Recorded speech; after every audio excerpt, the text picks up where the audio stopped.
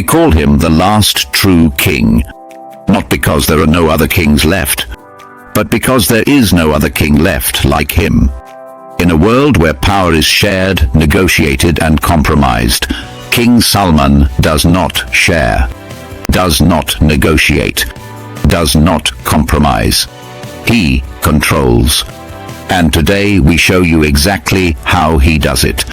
King Salman bin Abdulaziz Al Saud has been inside power since before most world leaders were even born. At just 19 years old, he was governing Riyadh, one of the most strategically important cities in the entire Arab world.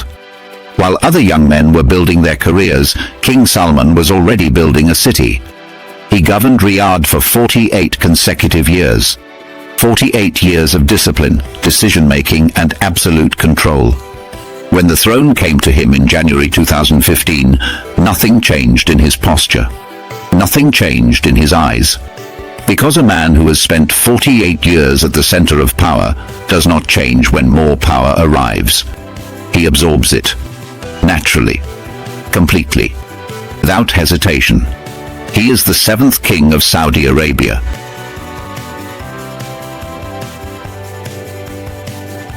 But that title alone does not explain what he is. He is the custodian of the two holy mosques, the guardian of Mecca and Medina.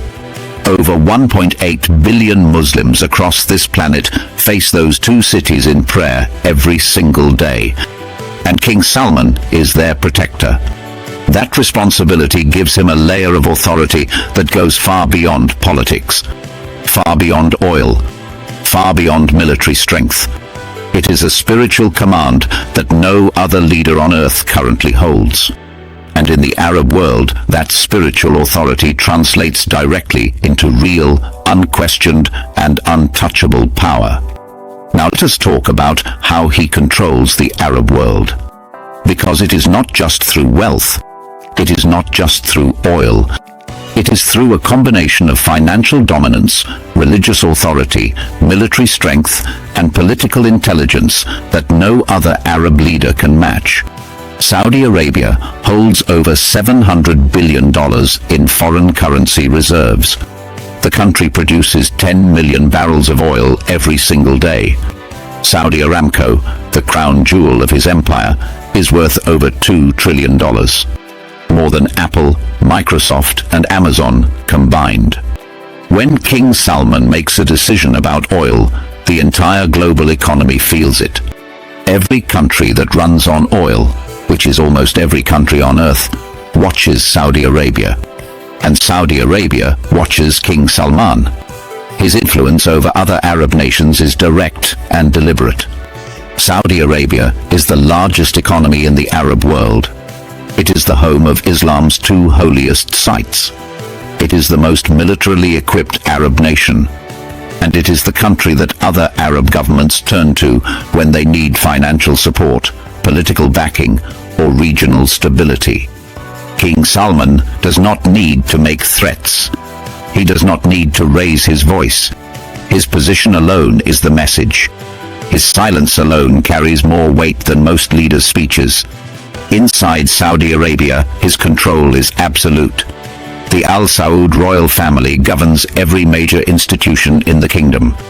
The government, the military, the judiciary, the oil sector, the banking system, and the national media all flow through one family. And King Salman sits at the head of that family. There is no opposition party. There is no public vote on major national decisions. There is the king, and there is his command. That is the structure, and it has held for decades. His palace operations alone reflect the scale of his control. Al Yamamah Palace in Riyadh is not a residence. It is a command center, a world inside walls that the public will never enter. Private roads, private hospital, private mosque, private security systems, and corridors of marble and gold that stretch further than most government buildings. Every room in that palace has seen decisions that shaped the Arab world. Decisions about oil pricing that moved global markets. Decisions about regional alliances that redrew political maps. decisions about war and peace that never made the front pages of international newspapers. Because real power does not always announce itself. Real power operates in silence. When King Salman moves through the Arab world, the region responds. His state visits are not casual diplomatic trips.